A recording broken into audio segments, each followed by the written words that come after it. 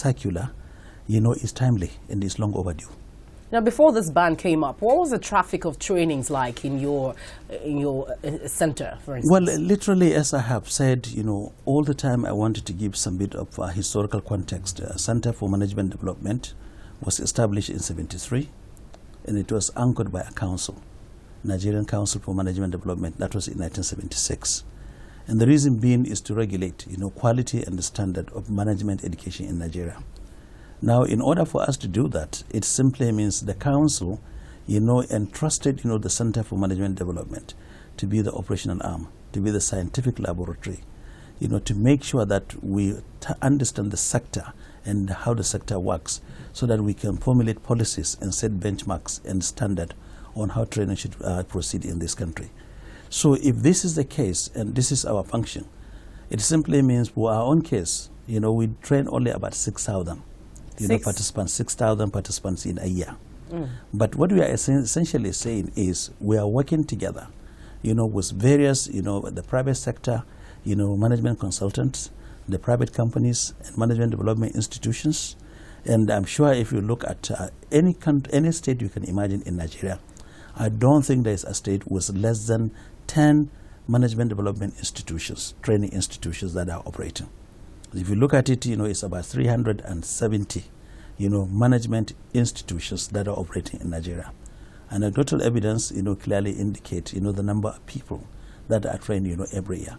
So what we are essentially saying is that we are here as a catalyst, in order to stimulate, the chemical reaction, to make sure that, training is being monitored and is being standardized and is delivered with high quality. So we cannot go around to 170 million population in the country, but certainly we can make sure that there is quality and there is standard by those management consultants that are ensuring to deliver training programs. Much as the people commended the federal government for this sort of step, just to curb cost, for instance. Some people also, of course, express worry.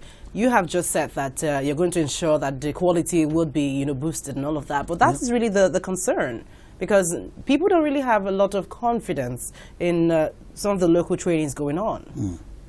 Well, I don't think that is the case. People have confidence, but whether the training institutions are enough, that is even another matter. And whether we're doing things, in the quality we expect to operate, well, certainly not one size fits all. There are some institutions, management institutions, that are delivering well by excellence. Because for my own case, I have been going around with our directors, to accredit, management development institutions. And a typical example, of course, if you look at National Institute for Policy and Strategic Studies, NIPS, they provide an excellent, actually training program, and they have been accredited by us.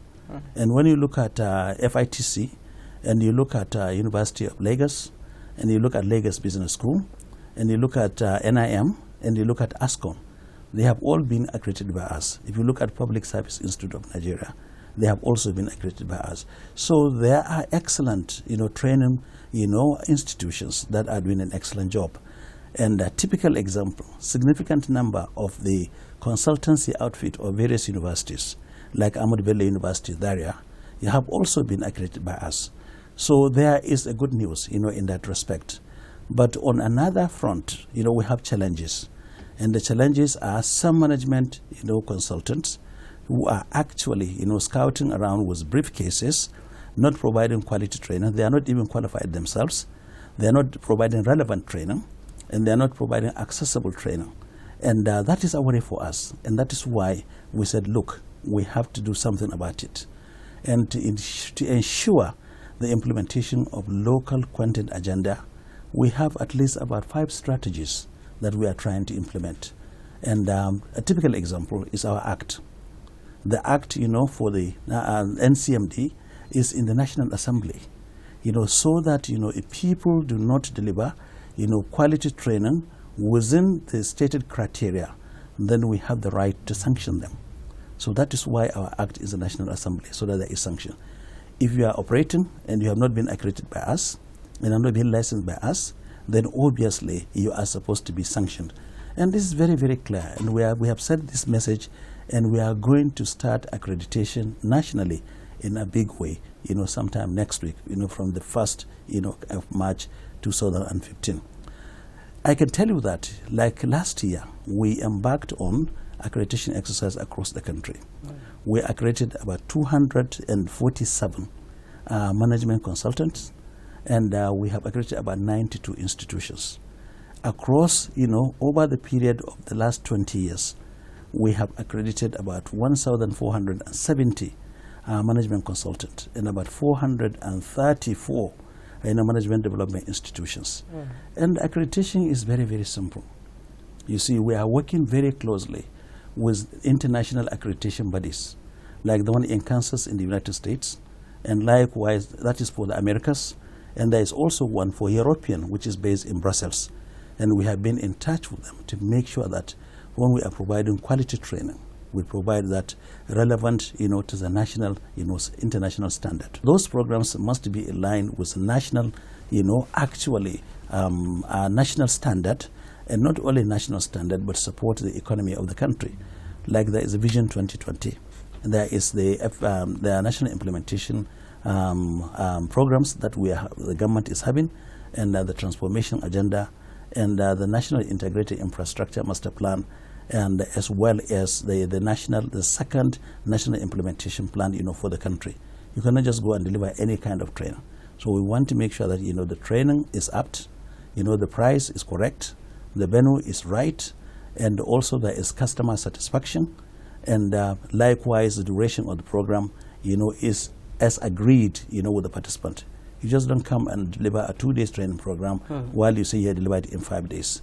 Exactly. And also the certification, which has that's the in thing right now. Yes. Well, how you check this? Well, this is what we do. As I have said now, we have now lined up our team, and we are going to start accreditation from the 1st of March. And we have got list, and some of the accreditation visits we negotiate and arrange, because we always want to give the carrot, not the stick, because we want people to understand that what we are trying to do is to make a positive impact, in terms of enhancing performance and productivity of Nigerian workforce, both in the public and the private sector. For offenders, what happens? For offenders, there are two options. Of course, one of them is, of course, if you offend and we realize it's not a very serious thing, we work together with you, we support you, and we put you in the right direction. And the second aspect is, if it's so serious and somebody is adamant, then of course there is a court of law. And we have the right, we have the mandate, of the federal government, to make sure that, we treat, the matters legally. And if people do not conform, then certainly they are on their own. I'll come back to that. Just hold on with your thought. We're still with Dr. Kabir Usman, the Director General of the Center for Management Development. When we come back, we'll talk more about the ban on foreign trainings. Please stay with us.